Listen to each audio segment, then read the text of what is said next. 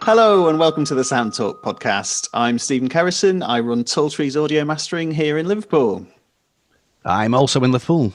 I'm also called Stephen. I'm from What Studio?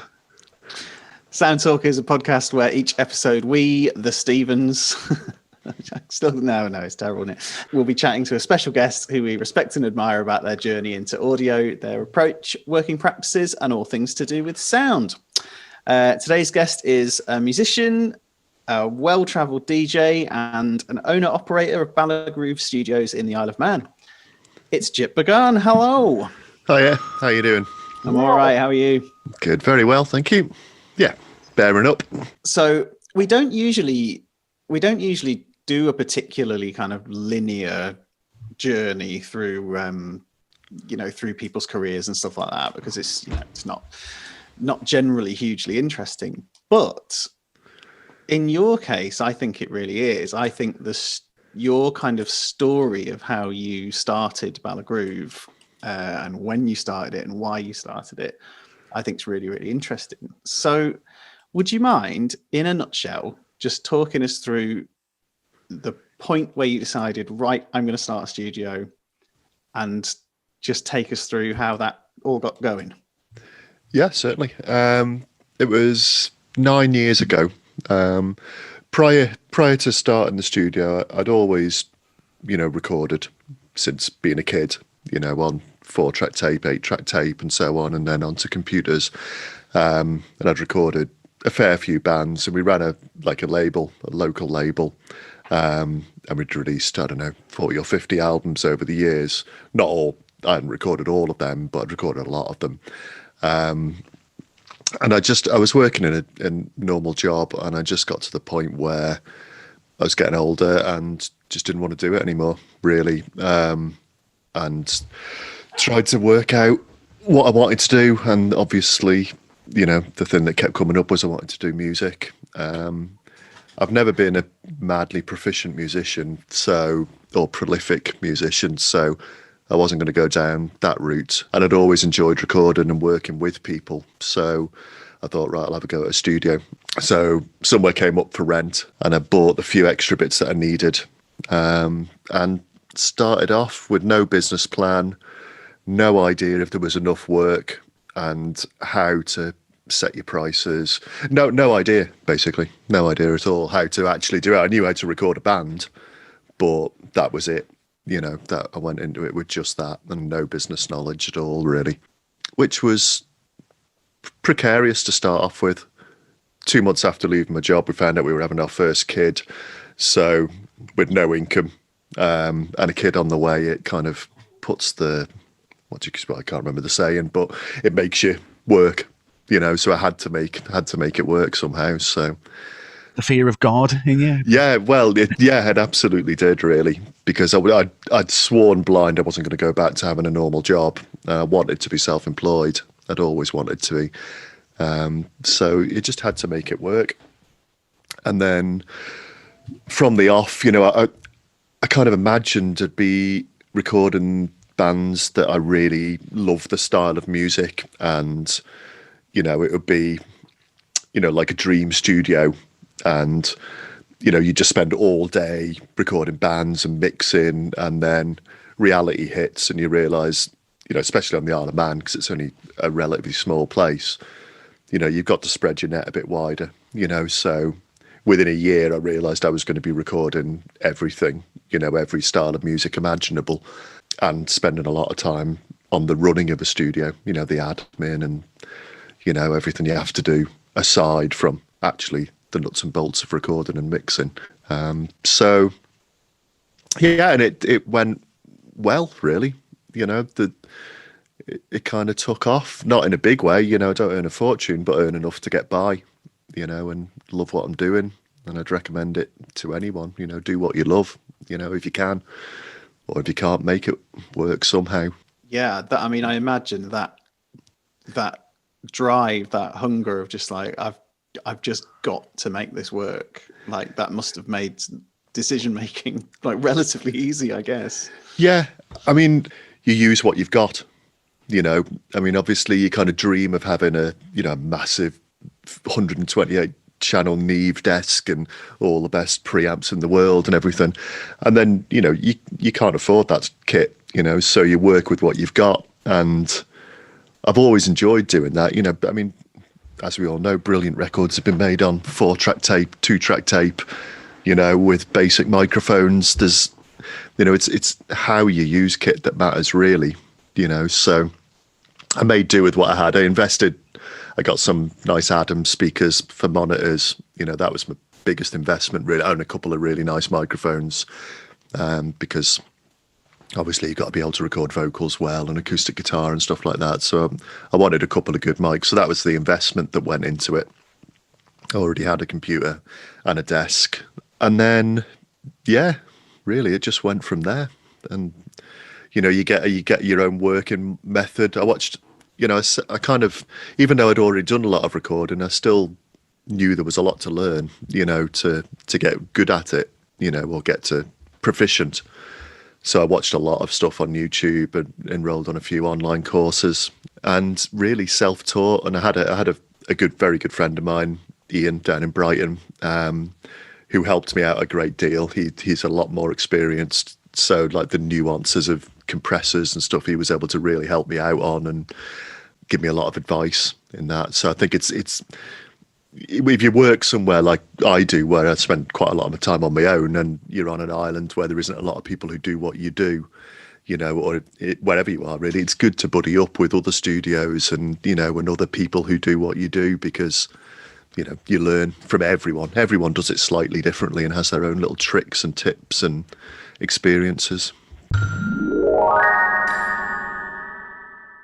It's an isolating field, isn't it? We've had a discussion a lot, I think. Yeah, it is, because you do spend a lot of time on your own, and it's, I have a few people that I regularly Zoom just to geek chat, because sometimes it's good to do that, and or talk about what you've been listening to, what you've heard that's really, caught your ears, and it makes you feel part of a bigger world. It's like, with technology nowadays, you can talk to people anywhere in the world anytime you want. So you don't feel as isolated as I did when I first started off. I didn't realize quite how much time I would spend on my own in the studio. I expected there to be, to be a hive of activity all the time, and you actually can't do that because you have to knuckle down and work, and that's a lot of the time that's a solitary experience. So yeah, it's great just to speak to other people, learn what they're doing, and you learn from everyone, I guess, and you share stuff, When first starting out as well, I imagine, because you said, you started with no real plan, or, no really sort of experience of how to do these things. I guess when you do that, you just throw every single bit of time that you can into it as well. Like you don't structure your day or anything like that. You just work as much as you can to get some dinner on the table, I guess. Yeah, very much so. It was, whoever you were recording, that was the number one priority, and you put all your time into that.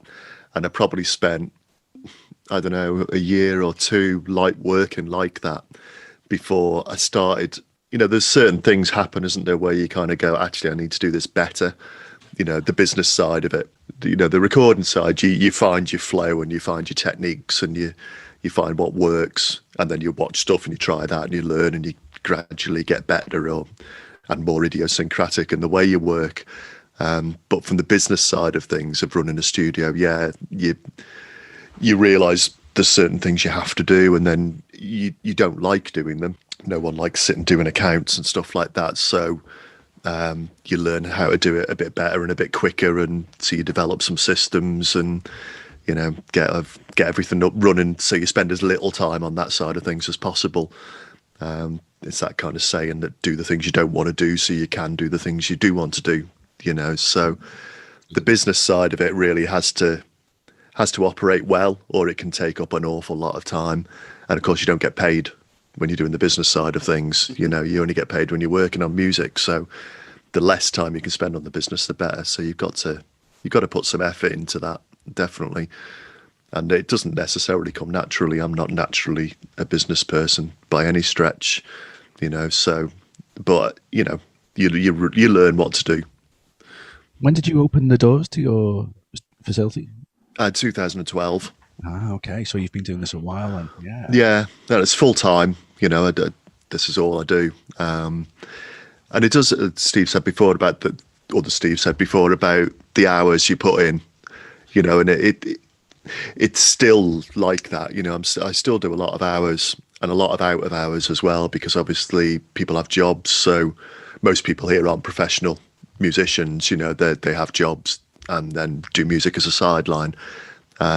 So you're doing evenings and you're doing weekends, usually recording evenings and weekends. And then in the week, the weekdays, my time is more my own to juggle around between the admin and maintenance and what have you, and mixing and mastering. So, because you do absolutely everything, don't you? I mean, you run all of your business side of things. You do all the engineering. You do the producing, the recording, mixing, the mastering.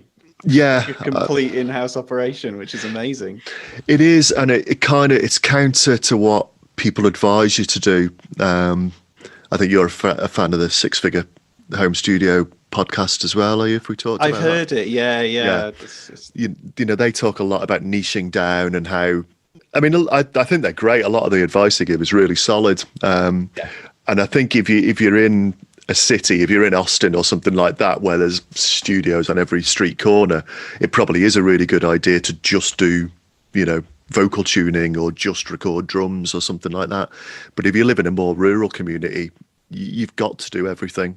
I can't afford to employ someone. So they're based in LA, aren't they? Aren't they LA based or something? I think the guys who do that are, yeah, which is even worse than Austin. It's music everywhere, isn't it? So if you're in the sort of community I'm in, it just makes sense to do everything, And I don't suppose you get to the kind of expert level you would get to if you were spending all day just mixing drums every day. You'd get really, really good at that, whereas when you do mixing and recording and, liaison and a bit of songwriting and a bit of playing, you kind of, you get good at all of it, but, you got to balance your time and balance your efforts, between getting better at mixing, but also getting a bit better at every other aspect of it, mic positioning and, and research and, there's a lot to it. Do you find that as you've developed systems, as you said before, you've done that across the board, therefore, so you have systems for, time management in the real world and your systems for time management in the mixing world and so forth. Do you want to talk about that? I mean, in terms of monitoring my time, the way I operate the studio is on an hourly basis. So I charge people per hour. I try and keep that cost reasonable, so it's inclusive, so the young bands can afford it, as well as, people who, further on in life and got more disposable income. And because it's done by the hour, it's quite easy to track my time, so I just track as soon as I finish a job, I just record what time I spent on it. And then that's all just done on spreadsheets.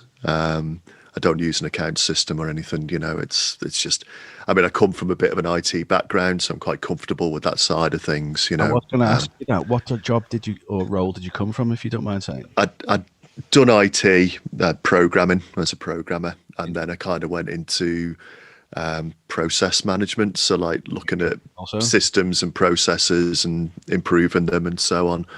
So that side of things, while I left it behind and quit and never went back, it still informed quite a lot of what I do. So I'm quite organized, like my hard disk, all my folders and all are pretty well organized, because I'm come from that world of having to be organized, and that's probably helped. It's probably saved me a lot of time over the years.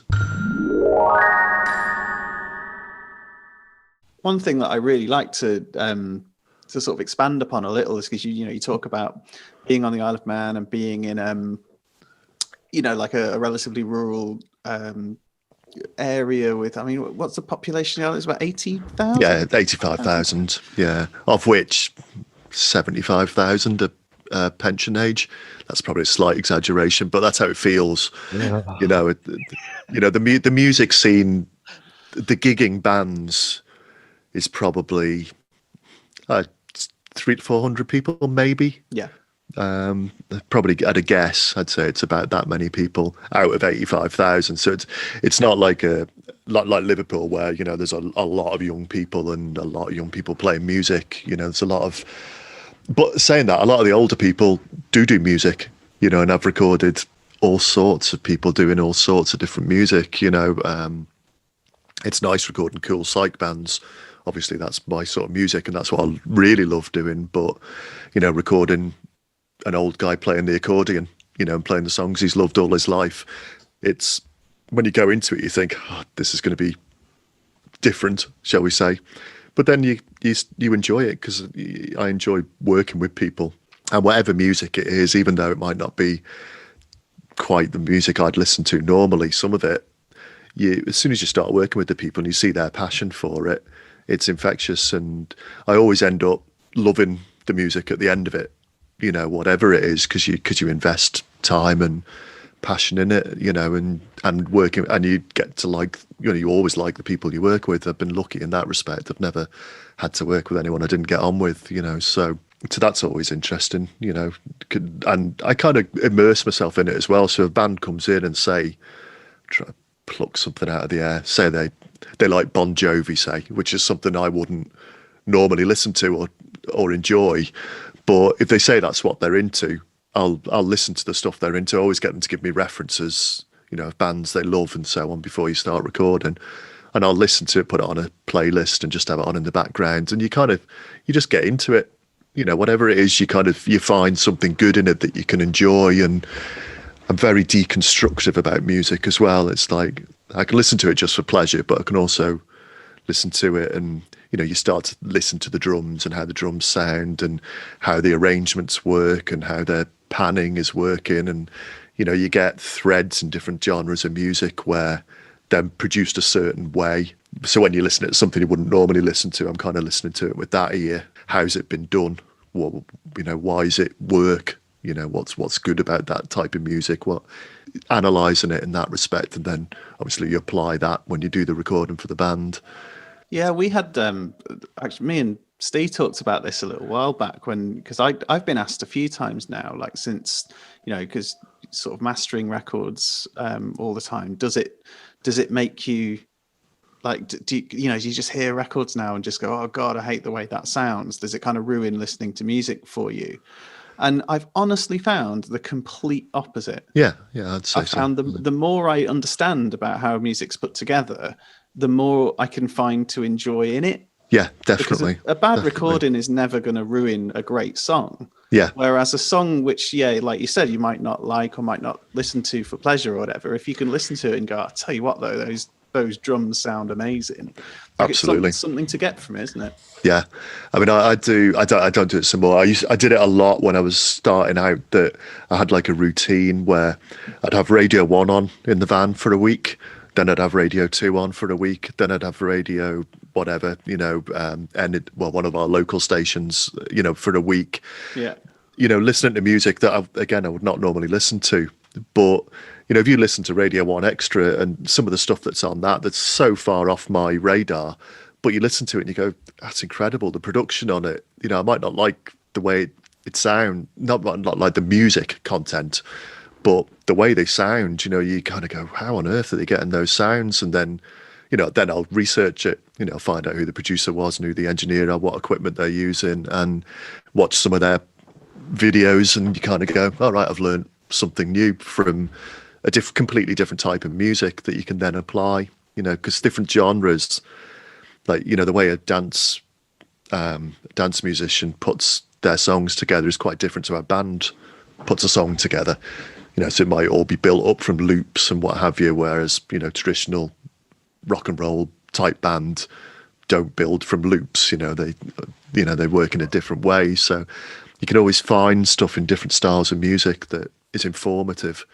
I go to a Supernormal Festival, which is the kind of music I like. It's certainly at the extremes of the kind of music I like. Alternative music, and Supernormal it's out there, it's the extreme of the extremes. And And I find I go there each year and you recalibrate. Maybe it takes a few hours to recalibrate, to kind of listen differently, because you hear stuff that's really challenging, and you kind of go, I don't quite get it. And then eventually you do get it. And then you kind of go, right, I kind of see what they're doing with their music, and it's informative. And then, years later, you find that bands like that have informed chart music, through a slow osmosis. It's like it's music that was considered extreme, like extreme metal, or even like drum and bass or something, which was quite niche at the time. Now you put Radio 1 on, and every artist uses some of those beats and some of those styles.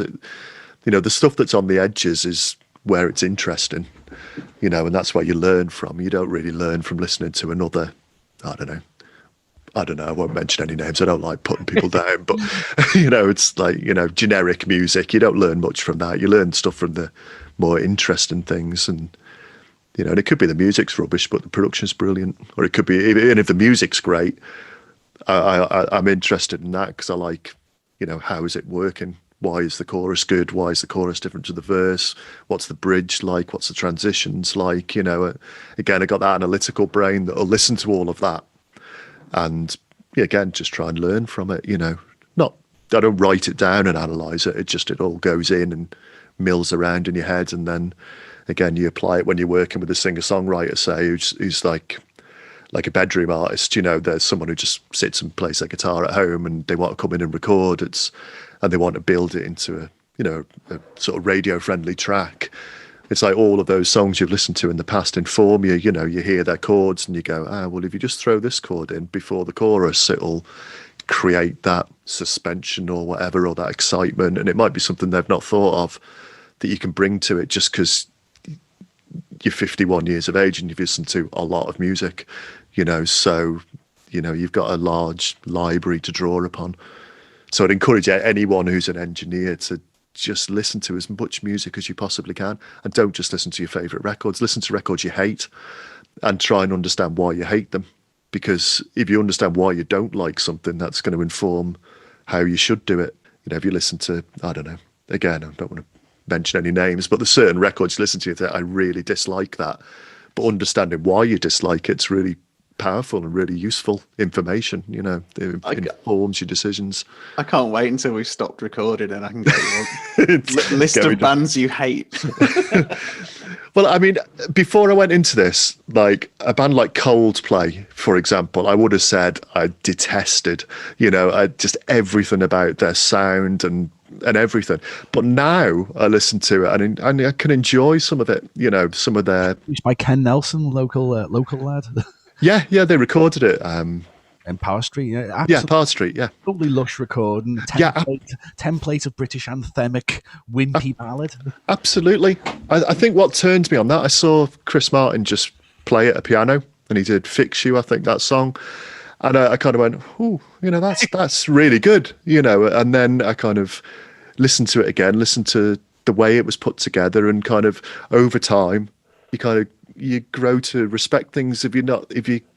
I think as well, when you get older, you get over all that ego rubbish, about you've got to like cool music and stuff. You kind of go, I just like music, and if it's good, and if loads of people like it, there's probably a reason why. And I want to know what it is that people are seeing in it. I want to understand what it is that people enjoy.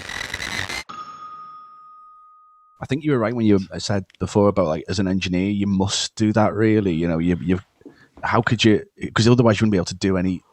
If someone came to you with a period piece, for instance, you wouldn't be able to know what to reference at all. Absolutely. Why is a gated snare, etc.? You'd be lost, wouldn't you? So yeah, absolutely. You do have a left and right side listening brain or something, perhaps. Yeah, you've got to. I mean, the engineering. There's definitely two aspects to it. There's the technical, knowing how to use a compressor and an EQ and saturation, stuff like that, which of course is really useful.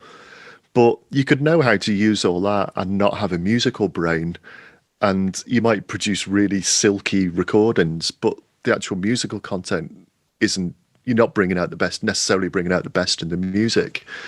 Whereas you could do an okay mix, But if the music's fascinating, that's going to win every time for me. I mean, occasionally you get stuff that's beautifully produced and it's incredible music as well. But a lot of the time, it's one or the other. I like a lot of lo-fi stuff. I like a lot of outsider music. And, technically you could say it's not at the Abbey Road standard, say, but the music still comes across, the passion and the message and all. And that's what people really latch onto. That's what the commercial music buying public latch onto. They don't really care if you've used a Neve or an SSL. It means nothing to them. It means something to us, but to normal people, it means nothing. Is it emotive? Does it, how does the music work? Does it remind them of something? Does it inspire them? Does it make them happy, sad, whatever it is they want? You've got to understand, I think you've got to understand that side of things to be a good engineer, really. You can be a good technical engineer, but to really make your clients happy, I think you've got to understand the music side of it, of what they're trying to get across and how you can amplify that through your mixing skills. So if there's a great chorus, what are you going to do in the music and in the mix to really make that chorus shine beyond just what the chords and the melody are doing? Very good answer, that, Gyp. Very nice. I mean, I think it's I don't think it's a coincidence that, like, I don't know many people who do all of the engineering side and all of the production side, and also have like a creative input as well, where they'll, when people come, like you said, but a musician who comes and wants an acoustic track fleshed out and arranged and things like that. Yeah. Now you both do that, and it's no coincidence that you two are probably the two biggest music heads that I know. Right. Like, it's kind of, I think having that enormous knowledge of music, like, you have to have it. I think so. Yeah. If someone comes in, they say, I want to sound like Conan. There you go. It's a good Liverpool band with an extreme sound, and they say, I want to sound like, if you don't know who they are, who Conan are, and something about how they work, how are you possibly going to get the best out of that band? And if someone comes in, and they sound like a straightforward singer-songwriter, if you don't know the greats, and have heard the great albums, to draw upon, how are you going to do a good job? I don't really know how you would. I think a lot of engineers are big music fans, but I suppose there is engineers in bigger studios who maybe are more technical, and the producer, and the manager of the band and so on take up that side of understanding the music, and the engineer is literally like a scientist sort of thing more than a music fan. But I think a facilitator, yeah, absolutely, and that's an important job, obviously, in a bigger environment. But a lot of studios, well, the impression I get, a lot of studios are like ours. They're quite small. They're not big, shiny, massive buildings. And you're working with what equipment you've got, but people work with you partly because of what you bring to it, as well as just your technical ability and the ability to put a microphone there and get it up on, Spotify at the end of the day. There's more to it than that. There's a lot more to it than just the technical aspects. And as you say, the more music you love, I think the easier you're going to find that. It's especially these days with the kind of we've talked about this a few times as well. Like, everybody has access to the same stuff. Yeah, absolutely. So anyone can download a demo of like I don't know, like the Alicia compressor or something that costs 10 grand, and they can have it for 2 weeks and learn how to use it. And it's not that hard to work out how to use a compressor. So absolutely, if you put the time in. Yeah. But I just mean, like, you've got to be going to people for what they can bring that's unique to the table, and that's very rarely equipment based, I don't think. Yeah, absolutely. As well as doing bands and recording musicians and stuff like that, am I right in thinking you do other work as well? Do you transfer work and things like that? Yeah. I mean, it's a sideline. But yeah. So I've got an old Akai reel to reel. I've got DAT cassette vinyl, 78 vinyl. So digitizing that and doing restoration is, it's not a big part of the job, but it brings in some income. It's I actually really enjoy it. Quite some of my favorite jobs I've ever done have been tape restorations where it's a reel to reel of someone's granddad or someone's dad in a band in the 60s or something like that, and they haven't heard it for 50 years, and you bring it back to life and do the best you can to get it to sound really good, and they hear it, and it can be a massively emotive experience for someone, and some of those jobs have been lovely, and really enjoyable. So yeah, I mean, that's, like I said, it's just a sideline, it's not a big part of the job, but every year there's a good few jobs come in. I do a lot of work with one of the cultural organisations on the Isle of Man I'm interested in we have our own language, Manx language, a form of Gaelic, a bit like Scots or Irish. And so I do a lot of work with them, like old recordings of Manx speakers and stuff that you digitise, and old folk recordings from the island. So that's interesting to me, aside from the actual work side of it. I'm interested in the cultural history of the island and so on, and I get to get involved in that, which is really enjoyable. In terms of other sidelines, I mean, obviously I DJ and remixing. That's a real passion. It's something I really love doing, and that doesn't really bring in money. That's just something I do because I love doing it, and it's great getting to work with bands. And again, it's a really nice way to practice your skills. I think if you're an engineer who doesn't make any music themselves, I don't know. I know I'd struggle with that, because while I love working on other people's music, sometimes I do need to scratch that itch that says create something from scratch. So I do really enjoy doing that, and remixes are something it's a great way for me, because I don't have to write the song. I'm not a songwriter of any renown, so when you get somebody else's material and it's a song you really love and you can just chop it into 1,000 pieces and put it back together again, that's really good fun. I really enjoy doing that. You've done some really amazing DJ gigs as well, haven't you? Like, you've done some really decent shows, quite far and wide. Am I right in saying that? Yeah, I guess. I mean, not as a name DJ by any means, not as an attraction, if you see what I mean. Not like Andy Weatherall, where people go to hear him DJ. But I've DJ'd at quite a few festivals where, you're playing in between the bands and getting people dancing or warming up for the bands. That style of DJing, or DJ in the club afterwards, the after party and stuff like that. And I absolutely love doing that. Obviously, I can't do that at the moment because I, can't travel. I'd always DJ'd locally. We used to put club nights on, still do occasionally.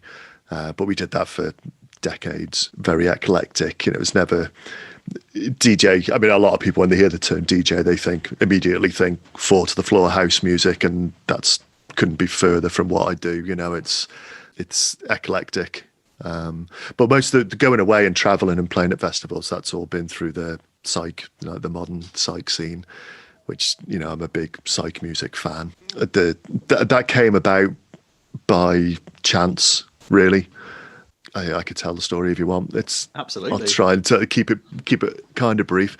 I was in Liverpool for the first Liverpool Psych Fest, and I was with my mate Dolan, who plays in a great band from the island called Mad Daddy. Give them a plug. And we were in Matthew Street. I walked in. We'd been to Probe and went down to the Beatles shop. Just kind of like to visit the Beatles shop and pick up a pin badge or something. And we were in there, and there was a couple of guys in there, and they came over and said hello, and because I had the Probe bag, and they said, "Oh, where's Probe Records? We've heard about this. We want to go and see it." So we just said, "Oh, we'll walk you up there, like have a natter on the way up, go for a pint." So we did. Got chatting to these guys, and eventually came out. They were from Norway, from Oslo, but they were at Liverpool Psych Fest as music fans first and foremost, but also scouting for bands for a festival they were going to put on in Oslo. And we famously got on really well, and a real laugh over the weekend. And then at some point I mentioned the fact that I DJ'd, and they said, oh, well, do you want to be the DJ for our festival? And I was like, I don't know, God, I've just had a baby and it's Norway and I've never done anything like that before. But said yes, because always say yes, you know. And so I went to do it, and it was brilliant. DJ'd for about 20 hours or something over the course of 3 nights, and just enjoyed the whole thing of, you know, being part of a festival and meeting the bands and meeting the organisers. Got on really well with them, and so I ended up going back there every year for 5 years, I think. Through that, I met a guy called Al Lover, who's a psych DJ, psych producer and musician of some renown in the psych scene. And we were chatting, and I'd done a remix for a band called Electric Eye from Oslo, who I'd met through Oslo Psych Fest. And I was chatting to him, and he'd done a remix for them, and we got chatting, and he said, oh, you did that remix of The Road? And I went, yeah. And he says, oh, I really like that. Last year at Austin Psych Fest, I played that before Loop went on. And I'm a massive Loop fan, and it just completely blew me away, because I thought I'd put it out there and I thought no one had ever heard it, and it had just disappeared into the world of, you know, a million online songs. So the fact that somebody had actually heard it, I was chuffed with, but the fact that he'd played it at that festival, and he goes, oh, you should come, and because he was DJing at Oslo, and he said, oh, you should come to Austin and DJ. I'm like, oh, go on then. You know, it's, how do I make that work? And so I went there and did that 3 years. And during that time also did Liverpool Psych Fest, did 3 Liverpool Psych Fests as well. So it's all within I mean, you know, the psych scene, don't you? You know, it's like, it's quite a small world, really. You know, it's people from all over the place, but everyone knows each other, and it's a really nice, friendly scene of people who absolutely love that type of music, and everyone knows each other. So kind of once you've done a few things, it's other things come. But I haven't done that for a few years, couple of years now, mainly because the festivals haven't been on. And there was a time when I really enjoyed going away and the buzz of being at a festival and everything and working, and I don't know, I'm getting a bit long in the tooth for it now. I'm getting a bit old for that kind of crazy 4-day festival session. You know, now I go away with family and we go to Super Normal and we love it there, and you know, it's a different type of thing nowadays. So much safer angle. Yeah, absolutely. I loved it, and it's absolutely brilliant. And playing music, playing in a band is great, and I really enjoy playing in a band. But when you're DJing and you can play your favourite record ever, you know, and someone reacts to it, you know, you've made someone's night because they've heard a song they weren't expecting to hear, and they get to dance to it. You know, I don't know. I really love that. You know, like engineering, DJing's a great thing to do if you love music, because you get to share it with people, you know, and share the enjoyment of it. So, yeah, love DJing. Is it true that you played an hour of only Liverpool music before Mugstar in Texas? Yeah, absolutely. Nice. Yeah, that was. I knew Jason and Sam from the band a bit. I can't remember where I'd met them, but I'd met them somewhere along the way. So when I found out Mugstar were playing Austin, it was that's just a dream come true, because I absolutely love their music. And I thought, right, well, and I got to DJ before they went on, and I thought, right, well, I want to do something special for them rather than just play some tunes I know. So I just did Liverpool Psych. So it was all psych bands from Liverpool over the decades, and Cilla Black, etc. Yeah, Cilla Black's rare psych B-side. And yeah, they were chuffed that, you know, it was all Liverpool tunes, and they drew a really good crowd as well. It was their first ever US gig, and when they were playing, it was in a massive marquee, and the whole time they were playing, there was people coming in from all angles. You know, they really, it was a really good gig for them, and they played an absolute blinder. So that was a lovely thing to see, because I'd seen them a few times. Saw them when they did the gig with Damo Suzuki in Liverpool, Damo from Cannes, you know, which was a brilliant show. I'd seen them a few times and just loved them. So seeing that there was just dead exciting. It's one of those moments, you know. Is there much in the way of, you know, because obviously you're a, you know, massive music fan of lots of different, you know, all sorts of different genres, and also a consummate professional, but are there bands on the island who you get in that you know, every now and again really do fit your taste, and you go like, oh, this definitely. is gonna be Yeah, I'm reticent to name bands because whenever I do that, I forget some and feel really bad afterwards. So, I mean, in terms of like psych sound, there's a band called Bad Acid who I've been working with for a while. We've recorded an album with them, and I really, really love their music. You know, it's right up my street. So when they asked me to do that, that was, again, a real busman's holiday, because I'd mixed them live a few times. And when I do live mixing, I tend to, you know, I do work the boards quite a lot, you know, because, you know, again, it's an engineer thing, isn't it? You know, when the chorus comes in, and push the volume up a little bit, leave a bit of headroom, you know, so it kicks in big, and those sort of things. So I think they enjoyed the times I'd mixed for them live. So they knew I kind of got the music and understood the music, because it's psych. It's kind of a bit, it's the poppier end of psych. It's not like extreme stuff, although some of it is, but people would enjoy it from outside the psych scene. It's not only psych music, if you know what I mean. But yeah, so that was an absolute pleasure to work on, because, you know, you're putting lots of effects on and stuff, and it was quite a creative process, the mixing. It wasn't just like a rock band where you're just recording it as it is. You know, there was bits of stuff to do in the mix. It was more like a sort of King Tubby or Lee Scratch Perry or someone like that, where they're actually doing stuff with the mix to work with the music. They were involved in that creative process entirely. You know, I wasn't just doing it what I wanted. You know, I was doing it with them. But so that was brilliant to work on. And actually, I quite like heavy stuff as well. You know, like I quite like my stoner rock and my doom and stuff like that. And there's a band on the island called Man in the Woods, who are heavy as hell, you know, really heavy. And I've really enjoyed working with them, because, again, they're the type of music I like.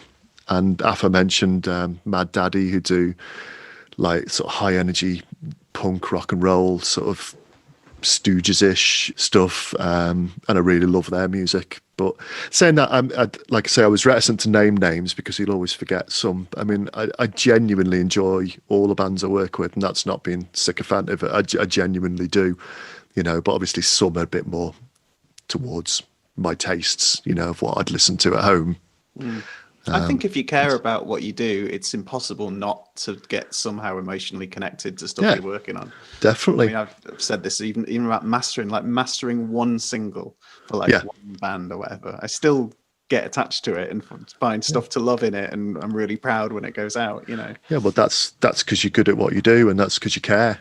And, you know, if you don't care, you know, if you're the type of mastering engineer that just puts isotope on it and, you know, chooses up their presets and gets it nice and loud and sends it back and spends 5 minutes on it, you know, it's, yeah, well, you know, it's not good enough, is it? You know, it's, you know, you've got to care about what you're doing. It's otherwise, and people see through it, you know, if you don't really care, and people will notice, you know, it's, you can't fake your enjoyment of music. You know, it's, people can tell if you know, when you go back to people and like people will usually send me a demo, and I'll listen to the demo loads before I do the recording. I'll just have it on when I'm doing admin work or cooking or whatever. So, and when you go back to them and you say, oh, you know, I've listened to it, and they can tell you've really listened to it, that's nice for them, you know, that someone's showing an interest in their music, because ultimately musicians, however egoless they may claim to be, they do want people to hear their music, and they do want people to care about their music, because otherwise why would you release it? Can you give an example of the two ends of extreme artists that you've dealt with in your varied studio clientele? That's a good question. I mean, one of the most unusual is a guy who played accordion but only had the use of one arm, so he could only play one side of the accordion, which was the button side rather than the melody side. And he did all sort of 1940s songs. So that was unusual. That wasn't what I expected to be doing when I went into this job. But he was a lovely man, and he had all these stories. He'd been a pilot in the war. So, I mean, what he said about when he was talking about headphones, his headphone mix, he was talking about side address, I think he called it. And I didn't know what he was talking about. He's going, the side address is a bit something. And what's he on about? And so I had to look it up, and it was terminology that pilots used for their headphones in the war. So that was a different job. What did he mean? What is side address? It was just the headphone volume. Oh, he literally just meant the. Oh, yeah, wow. Yeah. So, I mean, I suppose that's going off at tangents, but that's something you find working with people as well. As everyone has slightly different terminology. It's something you learn as an engineer straight away, because people say turn the bass up, or the mix is too bassy or not bassy enough. And do they mean the bass guitar? Do they mean that the bass is got too much sub in it? Do they mean the overall mix is too bassy? And you realise pretty quickly you've got to be very distinct about what you say, because people have different terminology, and you've got to work with someone enough that when they say something that they want, you've got to know what they mean. And two different bands could say the same thing and mean something completely different. That's a bit of an aside, but it's an important thing. I think you have to translate sometimes, don't you? Yeah, absolutely. Yeah, it's like a slightly different language with everyone you work with. And again, you've got to flex. You can't just use the language that you want to use to describe everything. You've got to think in terms of what they're going to understand. I mean, I was doing a recording with someone, and they said, I want it to sound like, and this is true, I want it to sound like I've just gone through a waterfall, and there's a door behind the waterfall, and there's some fairies in there. I want it to sound like what it would sound like in there. And you go, ooh, what does that mean? I love that stuff. But some people think in those terms. That person couldn't say, I want it to sound dry, or I want it to sound, like it's got a 7-second reverb. They haven't got that terminology, that technical speak. So they describe it in terms of an environment or something. So, but sorry. What did you do to respond to that? Yeah, just got some reverb on it. Yeah, I think so. Yeah, I can't quite remember, but she liked the end result, so it was fine. And the other half of the question is the other extreme. The other extreme, I suppose, where would you go from that? Like the heavier stuff. I mean, the rock bands who come in and with Marshall stacks and and it's deafeningly loud, and that's a whole different set of skills to get a good sound for a band like that. And really, really loud drummers, with loads of cymbals. That things like that can be really challenging. But I actually really like working with that stuff. And then, so you've got like super loud bands and super heavy bands. Dance music, of course, is another side of it. Rap, hip hop artists, they have a different kind of set of rules and a different style and a different approach. To what's important to them in terms of being able to hear the words and how every syllable is right on the beat and things like that. A rock singer might not care about that at all. So you've got to learn to listen to the different genres and kind of know what's important in that genre. The first time I really came across that was doing folk musicians, doing like live traditional folk, and they'd play. Like, it was one of my first experiences, first band I worked with like that, and they played through the song, recorded it, played it back, and then they all started laughing. I was like, I'm not really sure what's happening here. And they were going, oh, that was so bad. And I thought they meant the recording, but they didn't. They meant their playing. I listened to it and it sounded brilliant. I didn't have their ears, if you know what I mean. To me, it sounded great, and their playing sounded brilliant, but to them it wasn't. There was split notes or slightly out of tune notes that from an artistic perspective, I didn't see anything wrong with. but to them, and how in like a trad folk scene, it's very much measured by playing perfectly. It's, you've got to have all the instruments have got to be really in time with each other, and you don't use flexing and Logic to do that. It's that's how they play, and if their notes are slightly out, they'll retake. Or vocalists who like sing an a cappella where they start, and so like one girl who comes in and did some a cappella vocals, like she'd sing the first note, and then at the end of the song, like got me to play the start and the end, and if they weren't absolutely on pitch, it meant a new take. And to me, it didn't matter. I didn't know why it mattered, because it sounded great and the performance was emotive and everything. But to that person, that was really, really important. So again, that's a different thing altogether. So you have to be ready for anything, really, don't you?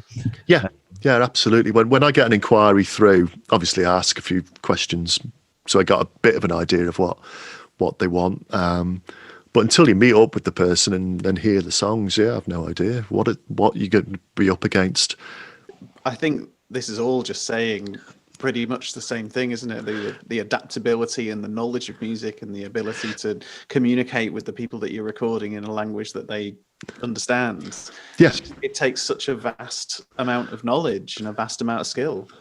It is, like you said before, you've got to learn how to translate, and I always spend a couple of hours with someone before I do any recording, if I've not met them before. I mean, on the Isle of Man, you do tend to know most of the people, but if I've never met them before, that I've been invited into the studio for a cup of tea and coffee and a biscuit and just sit and talk about music, not specifically about what they want to do, but just talk about music and talk about what they enjoy, what music means to them, bit of their musical history, and you learn so much about them by doing that, because if they're doing singer-songwriter stuff and they say they love Rodriguez or Bon Iver, it's very different than if they say I'm an Oasis fan.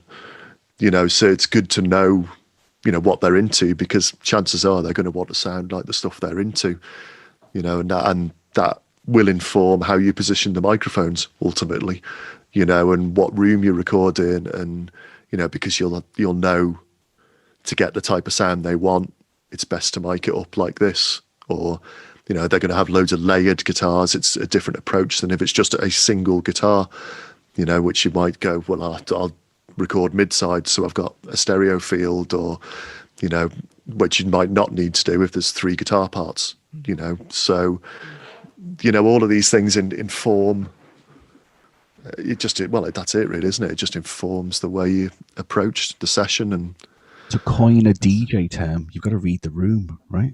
Yeah, absolutely. Yeah. I mean, I guess maybe DJing helps. Maybe having DJ does help with that, because if something's not working, you get pretty immediate feedback when you're a DJ, because everyone sits down, or no one's tapping their feet, it's, and then you play a tune, you don't know what people are necessarily going to like. So you do have to flex, unless you're a DJ who just plays what they do. And, it's, if you're more reacting to what people want, it's a big part of the job. To me, it's all of that side of a lot of what we talked about is way more important than whether you use an SSL channel strip or a Neve channel strip. That will make a difference, and it is interesting, that technical side of things, but it's not what will get you a result, and it's not what will get you repeat business, and it's not what will keep you in business. If you want repeat business, you've either got to be the best engineer in the world, where people will come to you even if they hate you because you're so good, or people have got to like working with you. If people like working with you and you give them the result they want, they'll come back. There has to be some sort of friendship going on as well, and that kind of comes naturally because you're both into music, so you've got an immediate common ground with people. But you don't, if they say, if they give you all their reference tracks and they're tracks you don't like by bands you don't like, you don't say to them, your taste in music's awful, and I don't really want to record you, but I will because I need the money. If that's how you try and run a business, you're going to be out of business really, really quickly, because it's not about you. That's the thing. It's you're there to facilitate their desires and their goals. It's not about you. You know, you've got to leave that behind. That whole ego thing. That's not what it's about. You're going to get a lot further by being nice to people. Wise words. Yeah, this has been an amazing chat, Gyp. Thanks so much for joining us on this. Thanks for asking me. I mean, you know, it's strange to be asked because I just run a studio on the Isle of Man. You know, it's like, but I guess it's interesting to anyone who is thinking of running a studio where they live and they live out in the sticks somewhere. You know, it's like, is it possible? Well, yeah, it is possible. You know, you can do it. It just takes a lot of work. You know, I don't think any of the things that you've said are, you know, that any of the kind of things that you've gone through that have made your studio work aren't transferable to any studio, whether it's in a rural area or not. I think everything you said is really sound advice and really kind of pretty inspirational, really. And you seem to massively. Yeah, it's a fantastic tale. That's very kind. Thank you. Okay. Oh, good. Bye. Right. Cheers Bye. then. All the best. Yeah.